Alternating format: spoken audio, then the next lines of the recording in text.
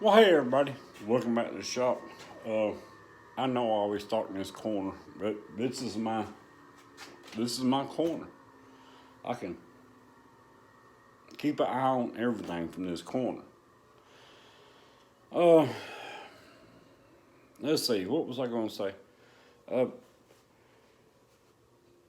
I got a bit. I'm going to throw up on here and do some sharpening on for you sharpening guys. That's one of them things you're going to come across every so often. I come across them pretty regular. And people really don't know how to sharpen that stuff. So we're going to throw that in there. But once we get done with that, man, hang around to the end of this video. If you're out there trying to start a sharpening business, I want to impart some information you really need to understand. It'll make your life so much nicer, easier anyway. But hang in there. Let us do this bit, and I'm going to sit down actually in a chair for the first time in a while and explain some stuff to you, man. There's a lot of things you need to know about this industry. There's a lot of pitfalls. There's a lot of scrupulous people out there that will take advantage. So I'm going to try to cut that down for you like 50%. I can't do much more than that. But you need to take my advice and heed it well. Because, dude, there's some, people out there, people are crazy. But anyway, let's get to it. All right, guys, so what we got here is a 3.5 inch multi-spur bit. People get these confused with Fastener bits. This is not a Fastener bit. Don't fall into that game. It's a multi-spur, spur, spur, spur, spur, spur. And then you got the flat, comes in, cleans everything up, and you can see where it's heated up. One good thing about this company, they only use that thing out there, so I don't have to be real particular in this area. But anyway, let me show you how to do this and do it correctly. Because I do these, I used to do crap tons of them. Plumbers use these, electricians use these, and I've had so many come through my door, where they took us somewhere and they've had these things sharpened and, it just don't cut no more. I already know what's going on at that point. Or it cuts with a jagged cut. It don't really clean up like it's supposed to. I already know what's going on. It's hard to fix stuff that somebody else has ground. Keep that in mind. And charge accordingly. You're going to spend... This is the first time this thing has been sharpened. But if this thing's been sent out somewhere to be sharpened before, you're going to spend an hour and a half getting this thing right. So keep that in mind. You can do this. I'm going to opt to do this on this number 2. It's just easier for me.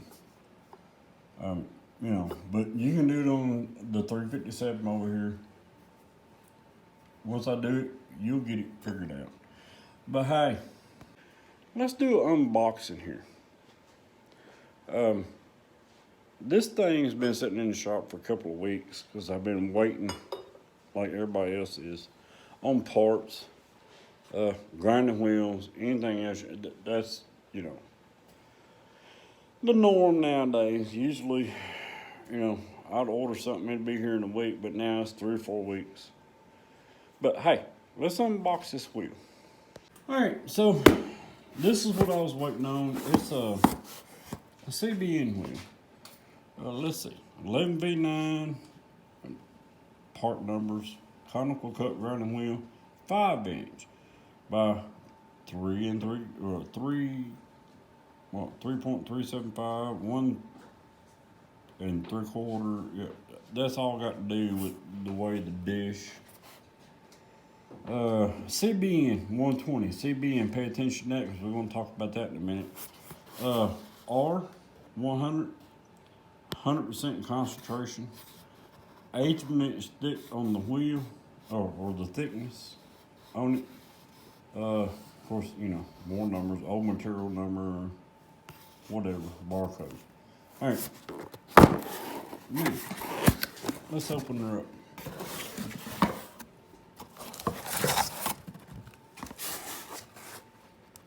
There we go. We're fixing to put this on that. CBN. And then when I get done with this, if they're serious about going back to this, I just threw away a crap ton of this, didn't I, Lars? He did, y'all. Because they swore up and down they wasn't using no more. Well, if that's the case, I'll take this thing and throw it on that knife grinder over there. All right, let me put this on this and set this thing up. All right, man. Lars just keeps messing with me. I'm trying to do this video. We need lighting. We need to do this. We need to. But here we go. It's gonna be better.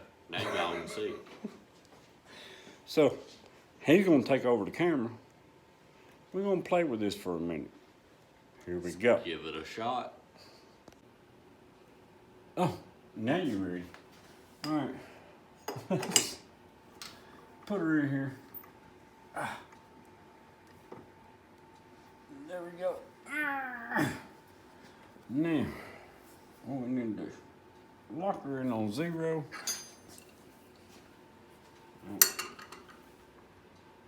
There we go.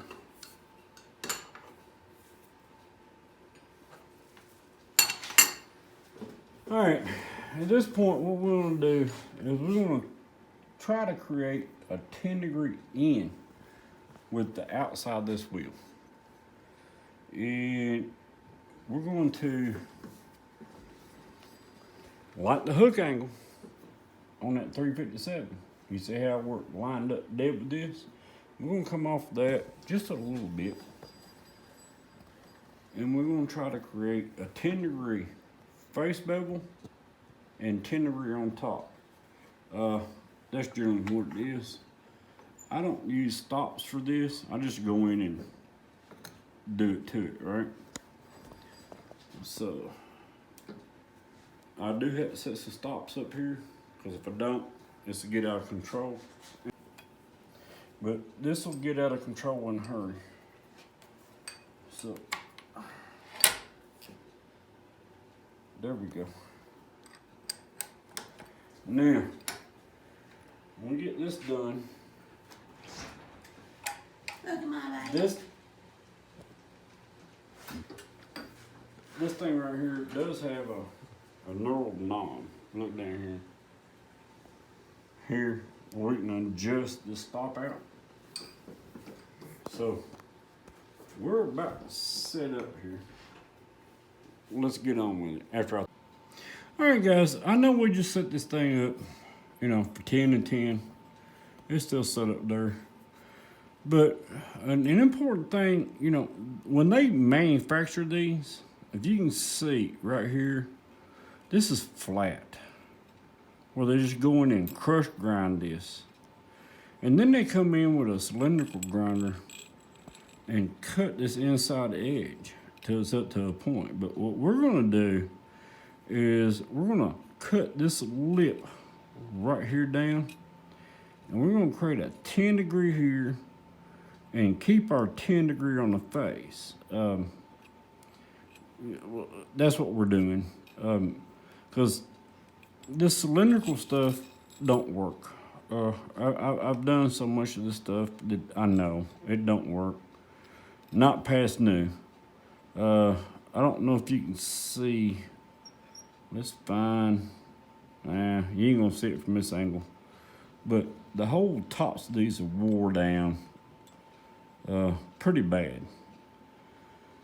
So that's what we're doing. We're gonna turn this from flat to 10 degrees. 10 degree on the front. Honestly, it probably might ought to be 20, but 10 degree works great for what these guys do. And then we'll come back in here and hit this flat. So, hey, let's do it to it. All right, guys, we're going to turn this thing on. This is a quick overview. Not going in depth, but let's do this. Oh, crap.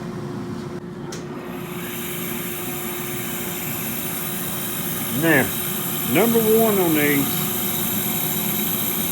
you don't grind the faces. You grind the whole thing down. Grinding on the faces, burning. Only thing I do is come in and touch them, and the rest of the time is spent cutting it down the side. So, let's give her a shot.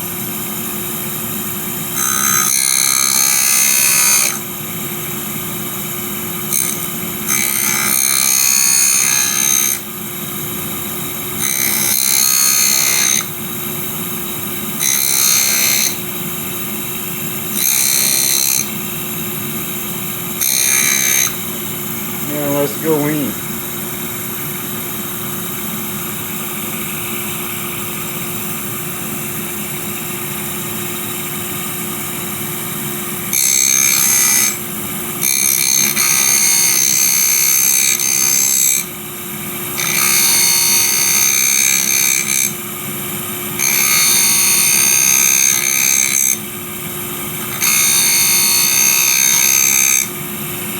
Good enough. There we go.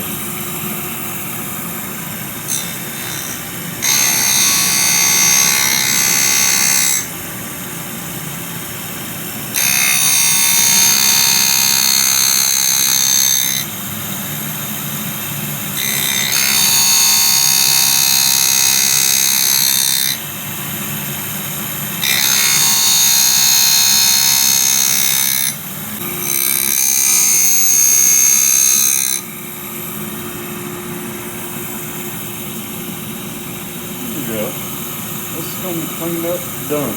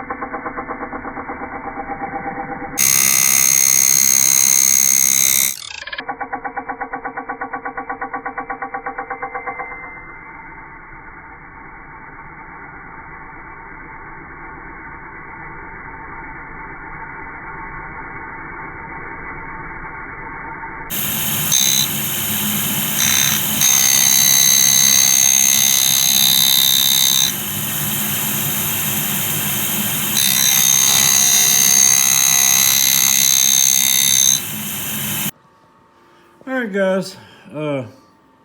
I'm sure it's kind of bleeding out, but we've got 10 degree on the face, at least 10 degree on the top. This thing is razor sharp. As it grinds, as it goes down, man, you do have to come in here and clean this up. But there you go. Just remember, you don't grind the face and go back. You grind the whole top down. Now we got to hit this. This should be 15 to 20 thousandths lower than the cutting teeth. So let's see how we done on that one. All right, guys. So what I've done is like old grinding wheel, flat.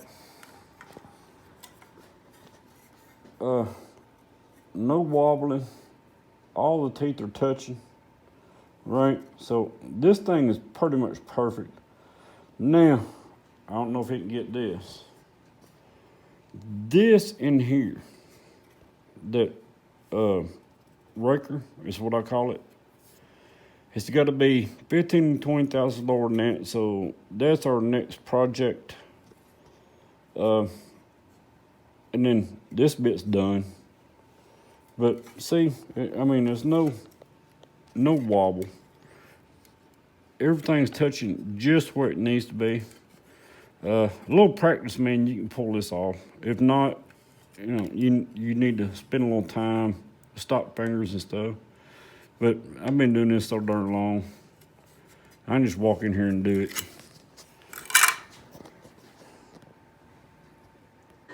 All right, guys. Now we're gonna grind this flat. Remember, 15 to 20 thousandths lower. Let's go.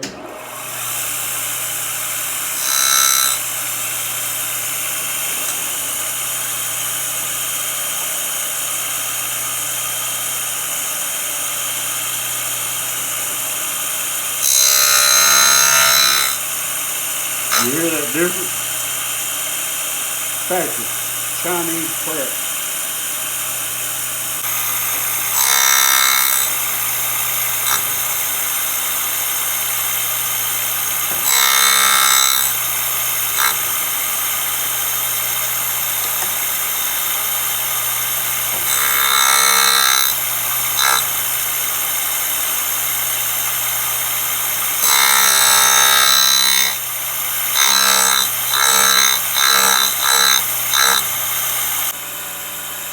Last time.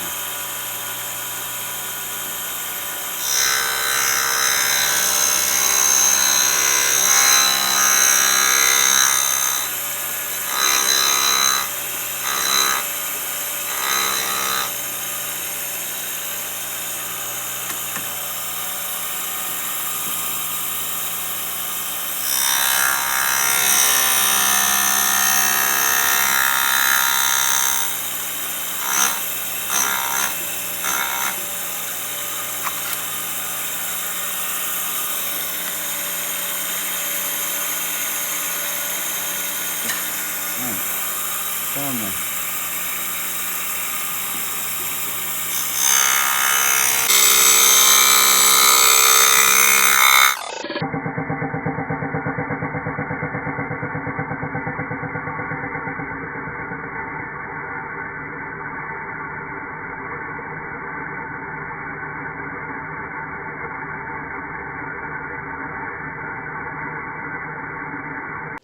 All right, guys, so there you go on a multi-spur bit. There used to be a place in Morristown, Tennessee that made these things. They went out of business because the metal costs got so bad. I used to buy tons of these things from them and sold them, to customers. But now everything's China, India, Bangladesh, places, where they're just forging this stuff. Not really grinding, they're just forging it and face grinding. And then sending it on its way. Dude, that stuff is about as cheap a steel you can get. It is high-speed steel, I'll give them that. But it's very weak high-speed steel. Them guys over in Morristown, it was Morris Wood Tool.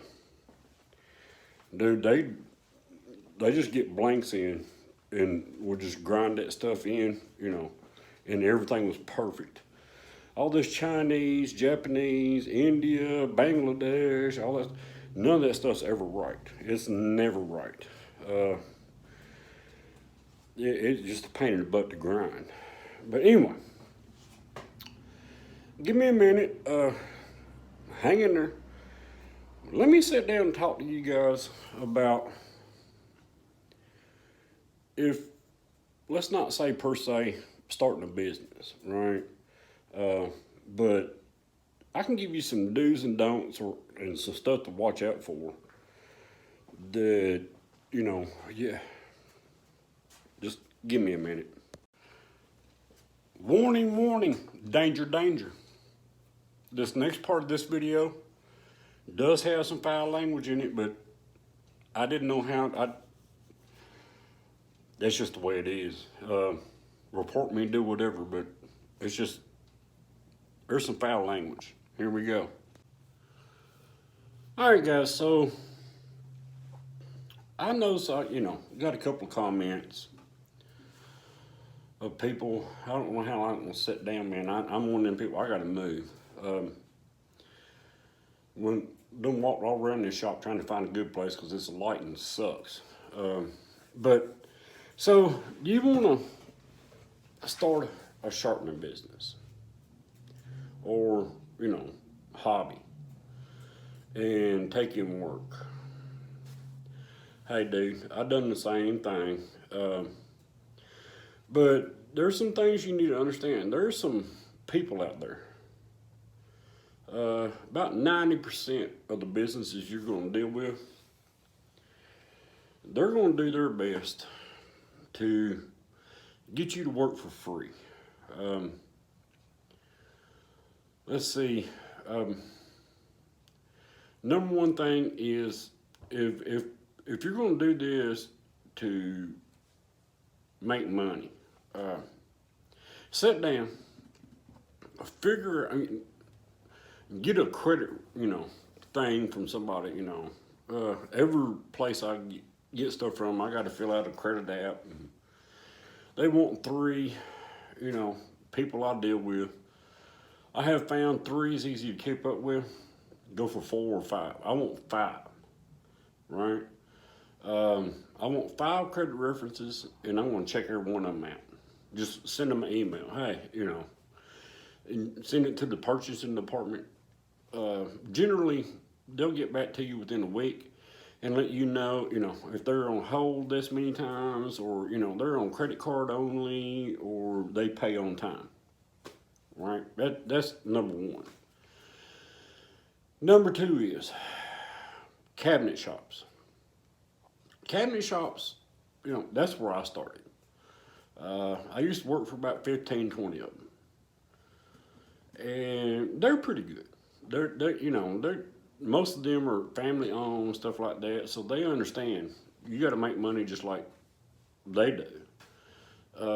But every one of them was kept on. When I drop stuff off, you give me a check.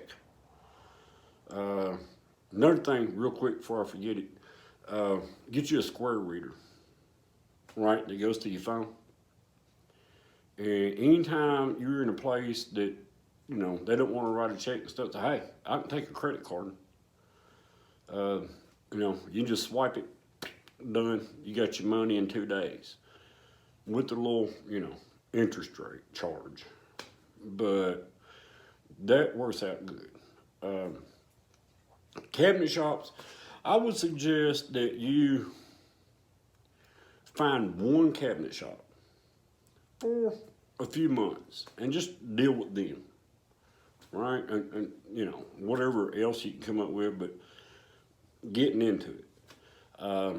Deal with one cabinet shop for a few months, get all that stuff figured out, and then set you up a route. Driving, 1 or 2 days a week, I'll go, in this area, hit all the cabinet shops, drop off cars, talk to them. You'll get a great response back, but here's what'll happen. After they're all excited at first, but then you're gonna turn around and you're gonna get some of them this didn't work out right. that didn't work out right. That blade didn't work right. I need you to redo it, stuff like that. Now, yeah, stuff happens. Stuff happens where stuff don't turn out right, but they will do this stuff constantly. Next thing you know, you're working for free. You're sharpening stuff 2 or 3 times. So make sure you know what you're talking about. I would suggest do lots and lots of learning. Go to these international woodworking fairs. There's another thing, sharpening report, a sharpener's report. I used to subscribe to that. You can find it on the internet, but they will put together sharpening venues. You go spend $250, and they'll have speakers from Amana, Freud, all the top manufacturers, and you can go in and sit down and listen to them talk and ask them questions later. You'll get a ton of information from that. The the International Woodworking Fair, dude, that will enlighten your eyes in so many ways on different equipment, different ways people do stuff, how this stuff works. That's a must. You can write all that stuff off on a business expense and take a 3-day vacation, and take it off on your taxes. Let's see, where else was I headed with this? Factories. That covers, don't let small cabinet shops get you on a 30-day. If you let them get on a 30-day, you will be 45, 60. You're going to go back in there, next time you go, and you're going to be mad, and it's not a good situation. So have them set up. Every time I come in here, you write me a check. Factories, not that way. Now, you go into a factory, you're dealing with a whole nother critter, because the factory you're working for is not the one that's cutting the checks. They have a home office somewhere, way out of state, right? And you get checks from them, hopefully, right? I had one company, Oklahoma Fisher Company. They're not in business anymore. They went bankrupt. But I started selling them tools. They asked me when I got in there, can you sell us router bits? Yeah, give me a few days. I'll work it out. Then the next week, can you sell us saw blades? Yes. Well, at that point, you need to start questioning. Why am I doing this? Right? And they'll come back, well, the last guys that was in here, they just sold us everything, yada, yada, yada. Well, okay, then why ain't they still here? Other than, you might be doing a better job, who knows? But that Oklahoma Fisher Company, I almost went to jail. And this is a lesson you need to learn. I let them order all kind of stuff. It ain't got to be about $10,000 worth of stuff. I was selling them, every week $4,000 or $5,000 worth of stuff. Now, you're not making that money, but right, you're making like a third of it. So they got up to about 10 grand, and then all of a sudden, I get a letter in the mail. We're filing bankruptcy. We're sorry about the money we owe you, but this is all tied up in litigation. Dude, that's when the Main Street comes out in May. None of us little guys can afford that. You can't lose $10,000. Somebody got to pay the people that you bought the stuff from, and it's going to be you. So I had to walk up in the guy's office. This is where you got to grow a pair of balls, right? I walked up in the guy's office, and I just told him, I said, look, dude, you got 2 choices. I said, he goes, well, we're under bankruptcy. And I said, yeah, but your lights are still on. You still got employees, so somebody's getting paid somewhere. I want my money.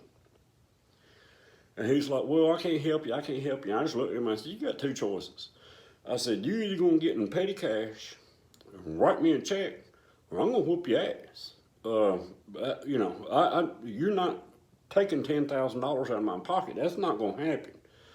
You know, and then secretary, I'm calling the cops. I said, you call the cops. You do whatever. I'm pissed. While the cops are coming here, it's a 15-minute drive time. I know for a fact for them to get here, I'm going to beat on this ass for 15 minutes. Because if I'm going to jail, I'm going to jail for a reason. Right? You got to get used to that kind of stuff. These factories will do it. These factories are here today, gone tomorrow. Just that quick. Then you'll get into factories, you know, hey, dude, that guy turned out to be, he went to work in another place. He called me up and said, hey, man, we need somebody to come in here and do this stuff, man. I know you know. Past that, never had another problem. He just said, you know, this is business. I said, well, I understand business. I said, but y'all wouldn't want to get away with that crap, you know. And I worked that plant for 3 or 4 more years for, you know, they changed managers and stuff. And every time a factory changes plant managers, you will not have a job at that factory. They will get rid of you. Now, you'll get a call back 5 or 6 weeks later, right? Come in and straighten all this stuff up. Now, I love that stuff because that's when I go in there and go, well, now I got to fix all this crap. It's going to be, you know, triple for at least a month before we can get this stuff straightened out. Big thing. You got to grow a pair when you're dealing with these people. I've had people call me. I had one factory, and then I'll get off here because this video is going to get long. I had one company. I still work for them. I went in, helped them set up the conveyor system, helped them set the motors up, the saws up, everything. Went through all the mathematics of what they was doing, the thickness of the wood, what blade we needed, and all that stuff. Got it running, and that guy come down there one day because he was having a bad day. And he just looked, you know, he was fussing at somebody else. And excuse my French, he looked at me and he said, you sorry son of a bitch. This is my damn money. I want this, you know, shit straightened out. And I just looked at him. I said, dude, I said, buddy, my wife don't talk to me like that. My kids don't talk to me like that. Nobody talks to me like that. I'll let you have your say. Now it's my turn to have a say. We got a parking lot outside right here. And if you feel real strong about your, you know, intentions, we can go out here and straighten this out that quick. After that, I was the best person in the world. That man never bothered me again. He never said anything to me again. It was always, hey man, how's it going, that kind of thing. But people will do that to you. They will, you know, just try to wear you down. And you got to have the kahunas to jump on them. This video's getting long. I wished I had like 30 minutes to talk to you about this stuff. Man, I got horror stories you wouldn't freaking believe. She used to work at an outdoor power equipment place. Worked for him for years. The guy that owned the place got on cocaine. He come out there one day, man, started giving me crap. I just looked at him right there in front of every one of his employees. I said, dude, you open your mouth one more time. I'm going to knock you the shit out right here in front of everybody. That sometimes is what it takes. And unfortunately, it happens more than you think. Keep that stuff in mind. Number one, card reader, credit cards. Don't let any small cabinet shop go more than the day you come in. Pick up your check every time. If not, you'll never get paid. Factories come and go. They're here today, gone tomorrow. These big companies, they'll just shut a factory down just because it's costing them more money than it's worth. All right, I hope you got something out of this. If you'd like to hear some of these horror stories, man, we can set up, you know, we can do that. It'll be an hour-and-a-half video. But there you go. There's some of the small things, man, right? Don't let people push you around. You are providing a service. You don't work for them people.